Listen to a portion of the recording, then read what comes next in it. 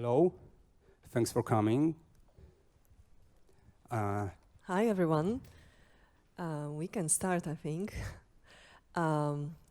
Okay, we are the Kissinger twins, and this is David, and I'm Kasia. Great to be here. Guys, maybe a little bit about us, who we are and what we do. We both graduated from film schools, and but we are huge fans, and we are huge fans of classic cinema. However, sorry.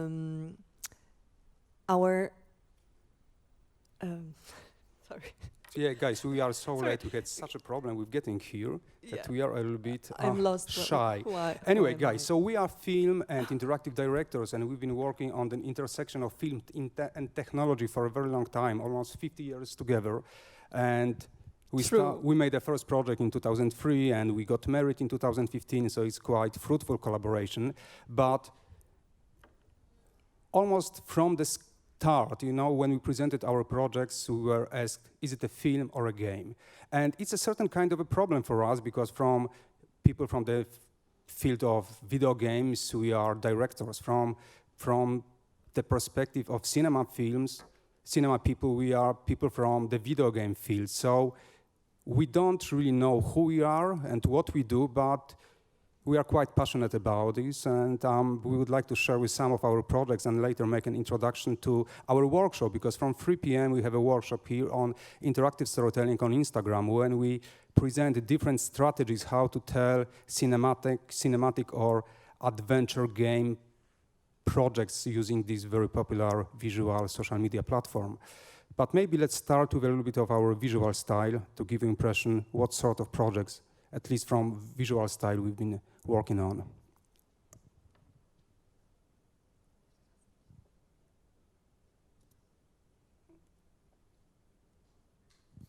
Sorry. Let's try once again.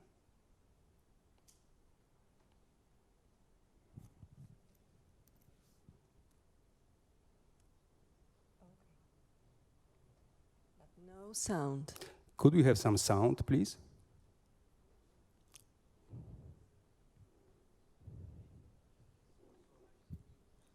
Well, sound is quite important. I think you should use the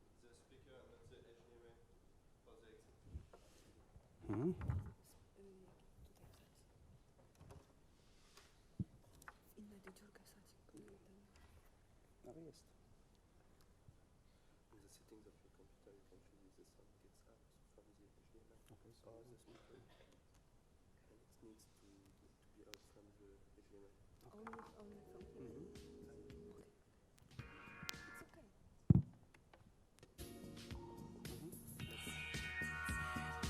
Great.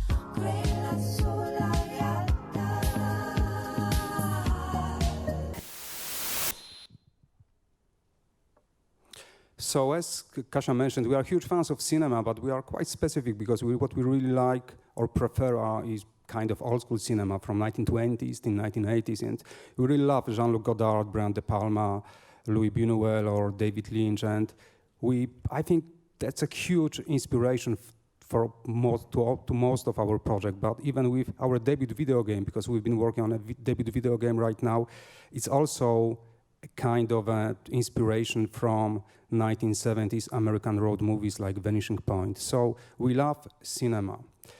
But also we are huge fans of camp cinema and old forgotten sci-fi movies from 60s or 50s and 40s, and that's one of our favorite. The Creature from Haunted Sea, made by Roger Corman. That's a pretty amazing movie. I will really recommend to watch it because it's a kind of pop modern parody made in 1950s. It's parody of Humphrey Bogart and catastrophic movies, and it's one of the best monsters ever made.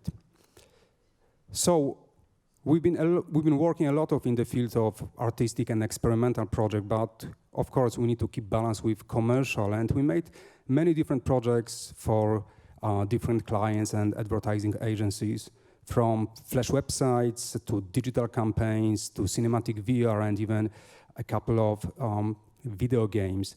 But we always try to tell the story, and the storytelling was always at the heart of those projects. And we're really lucky to collaborate with some big brands. Most of these collaborations were really, really unique because we had chance to have freedom, some kind of storytelling freedom. And what was very important for us, almost at every stage of our collaboration, was experimenting with new kinds of storytelling. And when we started in 2001, 2002, all we could do is just clicking and changing things in Flash. But then with the advent of mobile phones, situation changed a little bit. And then we made a lot of projects with audio, with sound activation, face detection. We even made an interactive film where you can hear the thoughts of the main character when you close your eyes. So you don't really understand certain kind of surreal and poetic story until you close your eyes, and then you can hear the thoughts of the main character. So it's very important for us to try different kind of interaction, because interactivity can be very sensual, but I'm sure that you know all of that. And at one point we start to think how we could call our philosophy, because when you start in late 1999, you make first interactive films in 2002. So after 10 years, we said, okay, maybe it would be interesting to collect everything and have a kind of memory lane to analyze what has changed. And we called our approach Cinematic Labyrinths, because we are people from the field of cinema. But when we think about labyrinths, it's all about certain kind of video game structure and in general storytelling structures. And that's why we called what we do Cinematic Labyrinths. And for us, I think the most important thing ever was to give a narrative space to the user and total freedom of navigation. And of course, it's in the field of video games, it's a cliche, it's banal. But when you think about online projects from 2002, 2003, it was a little bit different. So we really need to push hard to give that kind of freedom that we all know from video games. And in general, in most of the project, it was all about watching, reading, listening, and crucially, having choices. And most of our project they have that kind of cinematic quality we always wanted, but what was really important was building different structures, and we know this structure very well. It's a classic film structure, and it wasn't exactly the kind of a structure we wanted to follow, even from the beginning. We really wanted to have something more complicated and non-linear, and most of our projects have that kind of approach, where we give one starting point or a couple of starting points, but what is happening next, it's all about navigation and freedom of navigation, which leads automatically to a couple of different endings. And a little bit about the origin of the idea of Cinematic Labyrinths. So I think it was crucial for us to play video games like Jet Set Willy or Nightlore on ZX Spectrum or Commodore 64. And it was the first time when we have freedom in when we were consuming media. Of course, you can read a book, you can jump to different pages, and there was a couple of amazing writers who used this kind of interactive literature ideas, but this simple image with the knife from the Knightlore when you're standing in front of the couple of doors, I think for me and for Kate, that was like a defining moment in our life, because suddenly we are kids, and we are sitting at home, we are playing a game, and we have total freedom of exploring the story. And then we were a little bit older, we watched Twin Peaks, and that was a very interesting experience for us, because Twin Peaks is a storytelling universe, because of course it's a well-known TV series, but it's also a feature film soundtrack, a couple of music videos and games, and not to mention books. So Twin Peaks was a kind of, psychological labyrinth. So when you look at this map, who is who in Twin Peaks, that's pretty amazing, because it's quite similar to the maps that we draw in 1980s to video games, but it's not about physical space, it's all about interaction between characters. And we love this map, because it's maybe not so complicated, but at the same time it shows you complexity of interaction within a couple of main characters. And then there is something I would like to mention, because it's quite obscure, but there is a movie called The Saragossa Manuscript. It's a Polish fantasy film from 1965, and it was hailed by Louis Buñuel, Francis Ford Coppola, or Martin Scorsese as one of the most complex and amazing example of non-linear storytelling in the history of cinema. And when you watch Pulp Fiction, everyone knows Pulp Fiction, but Tarantino's movie looks like a simple, almost linear piece when you compare it to the Saragossa Manuscript. So, highly recommended. And the final inspiration, which came in 1999, was Macromedia Flash 4, because with that simple software, where it was possible to make stuff and publish it online and make very simple interactive films, interactive games, and Flash looks like ages ago, but that was such an important tool. So we will quickly go for a couple of our interactive projects. Yeah, let's start with Attitude from 2002. Attitude was, in this project, our characters from the most important project, like Sufferosa, here they appear for the very first time. And it's a funny story. When we sent this project to the festival, because it's just 800 kilobytes. Yeah, they ask us, okay, probably it's a documentation. Documentation, exactly. Where is the project? And of course, yeah, project was as small that we were able to send it on floppy disks. 800 kilobytes, 5 minutes of interactive film. Yeah, it's a really nice mixture with music and photography. It's beautiful music made by a Polish composer, Smolik. We collaborate with him a couple of times more. Yeah, so another project here is Forget Me Not that we made in London with Unit 9, and it was made in collaboration with Roman Polanski's wife, Emmanuelle Sagnier.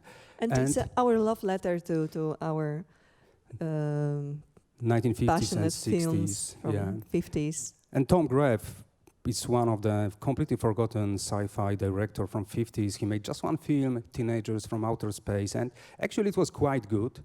Tim Burton loves this movie so much that he made a homage to this director in Mars Attack.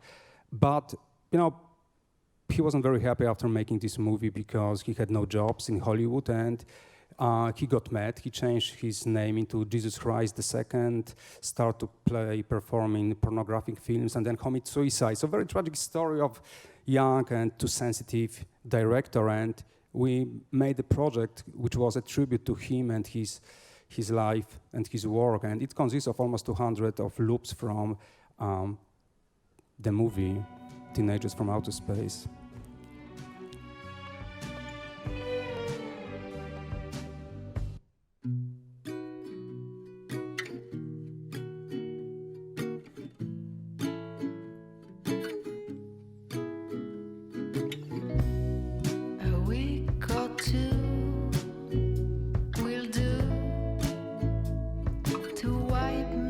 From your mind, no need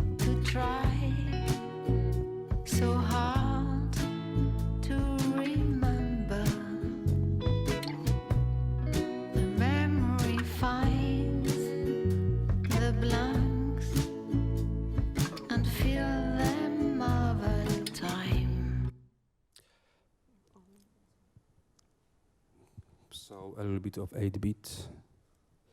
So we're quite happy to collaborate with Philips, because what they asked us was to make a kind of a music video game, and it was really a unique opportunity to create 18 and 16-bit inspired project. And let me show you a short The headphone market in the UK has changed. teaser. Teens are now the Sorry, biggest case study consumers, film. and people who make music are selling more headphones than people who make music equipment, like Philips.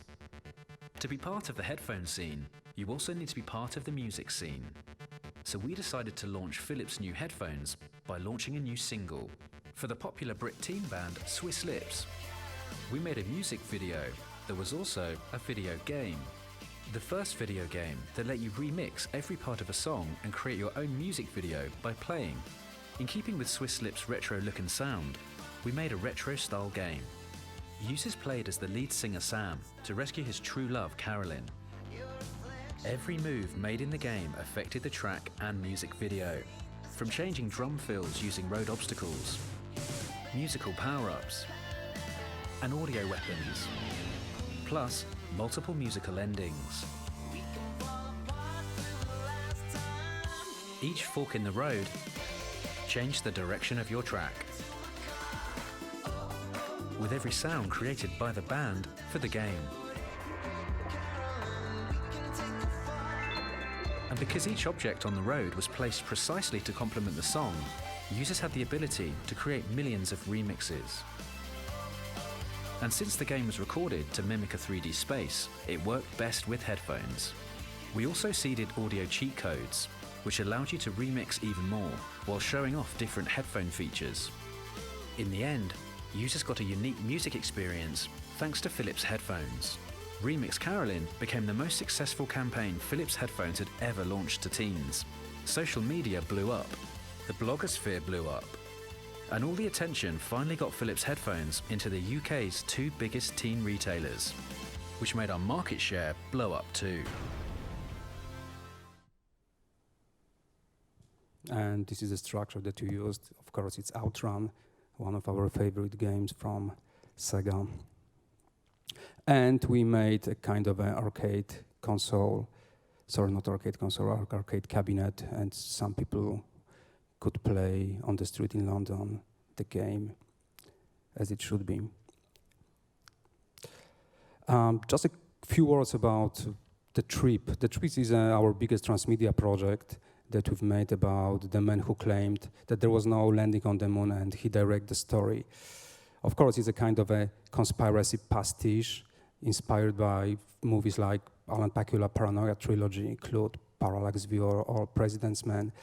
And we won quite a lot of awards with it. But what's very important, that was the moment when we started to seriously thinking about experimenting with Instagram. And we're invited by NYU, the Tisch School of the Arts, to give some lectures on interactive storytelling to students. And we collaborate with them to make new version of Jack Torrance strip, and this is the project.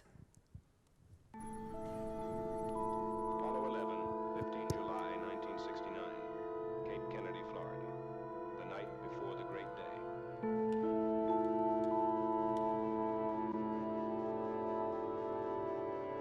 £6 million of machine, 36 stories tall. Testing 1, 1, 2, testing 1, 2, testing 1, 2, 3. The Eagle has landed.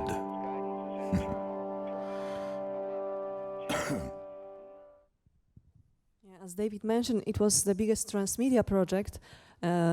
We have 10 minutes movie, normal classic short movie. We have interactive projects on desktop, huge exhibition with great big scale of photography, and even a music album for this project. And now it's on Instagram. Yeah, so it was really ambitious and it took quite a lot of time to make it, but we are really happy with this small Instagram addition to the trip because it's a certain kind of Instagram-based treasure hunt when you have to scroll the surface of the moon and look for films, hidden information, hidden hashtags, and you know, it looks quite simple as Instagram is, but you can really make a deep and multi-layered story out of it. So I think we used most of the stuff. So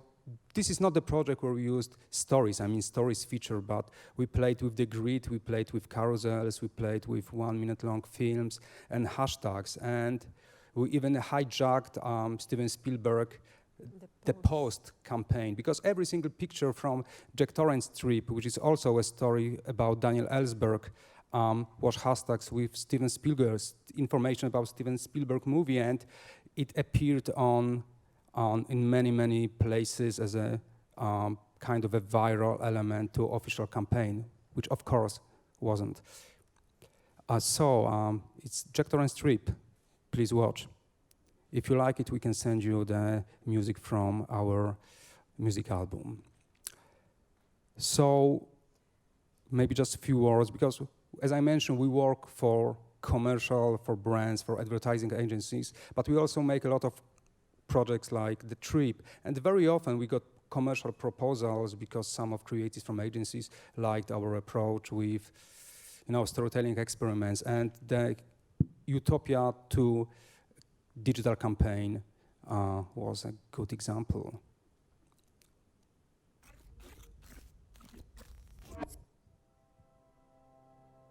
Hello, we've been waiting for you. You need to scan your eyes. You won't believe it. You really thought that refusing us was smart? You can't hide from us. It's 2014. Everyone is being watched. The Kissinger twins and 4 Creative created a teaser campaign for Channel 4's hit TV show, Utopia. The campaign used the themes of surveillance, incrimination, and identity manipulation to promote the series. We created the all-seeing eye to evoke the nefarious nature of the network.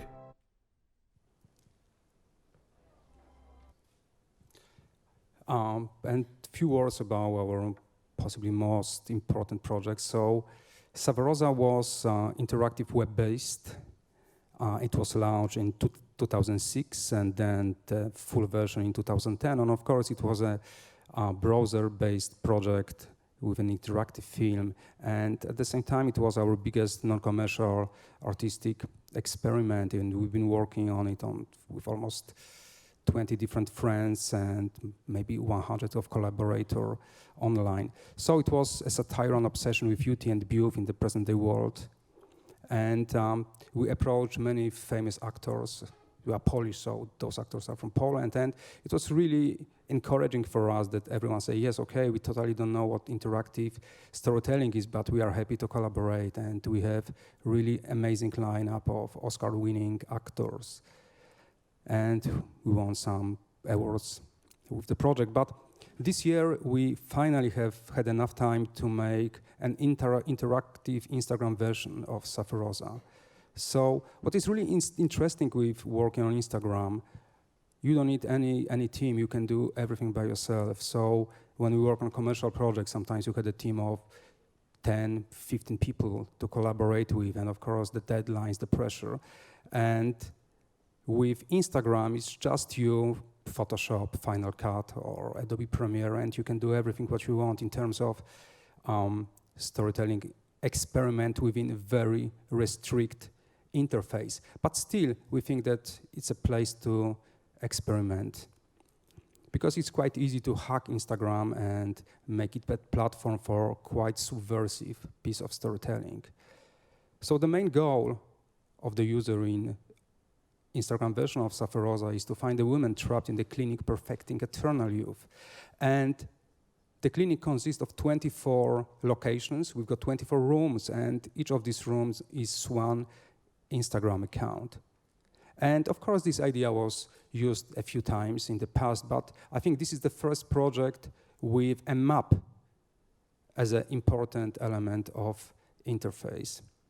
So each location has got its map, and you can see your location. So you've got the understanding of your position, and you can navigate through the clinic of Professor Carlos von Braun, and you can consume the stories by videos, stories, carousels, captions, and Instagram TV. So almost everything what Instagram offers.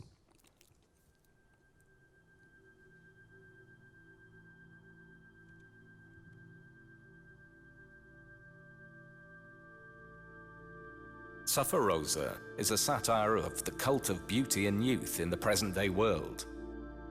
Detective Ivan Johnson is looking for a missing woman. His investigation leads him to Professor Carlos von Braun, who works on rejuvenation treatments for women. Von Braun orders Johnson to be drugged and taken to his clinic located on Miranda Island. A few days later, Johnson wakes up in a cell. Visit the clinic and find out who is Rosa von Braun. As Mae West said, "You are never too old to become younger."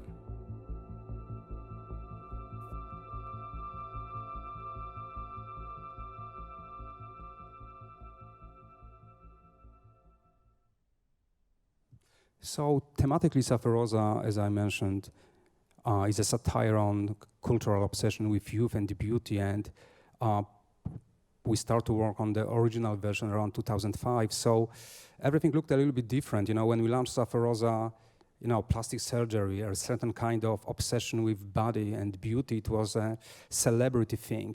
But in the present day, you know, we've got Snapchat dysmorphia, and you know, almost everyone wants to look slightly different, and there is a huge problem between young people especially, but not only, you know, with plastic surgery in many, many countries. So we felt that Instagram as a platform which sells a kind of retouched version of reality is a perfect medium for the story, which is quite subversive and dystopian and tells about obsession with beauty. And we highly recommend 2 books about that problem. Is Ashton Applewhite, This Chair Rocks, a manifesto against ageism, and René Engel, Beauty Seek. And we are in touch with the writers of these books, and we'll use some of their thoughts in the second part of Sufferosa, which will be available on Instagram in November. But in terms of the structure, as you can see, it's a completely new project because it consists of 25 different Instagram accounts. And as I mentioned, we've got a map.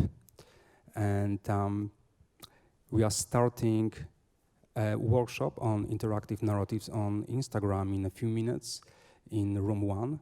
And if you are interested to know more about different projects and Sufferosa, so we are invite you. So join us in 15 minutes. Thank you very much. Thank you.